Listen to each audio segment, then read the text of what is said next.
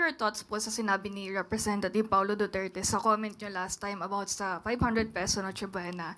Sabi niya, kung ganyan din lang ang level ng analysis mo, mas bagay siguro magnotaryo sa recto kaysa mag-lecture sa taong bayan kung sapat ba ang 500 para sa Noche Buena. Actually, nabasa po natin mismo yung kanyang media release.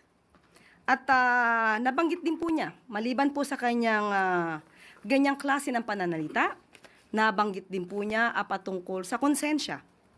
So, siya pa po ba ang magsasalita tungkol sa konsensya?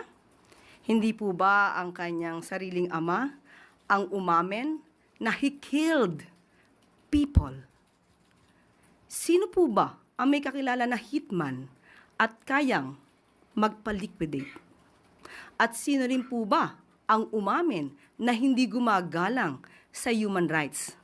Now, are we talking about conscience? At patungkol sa sinabi rin po niyang korupsyon, hindi po ba ang sarili niya ring ama ang siyang umamin na siya ay korap? So, sino kaya ang nakinabang sa korupsyong inamin ng sarili niyang ama?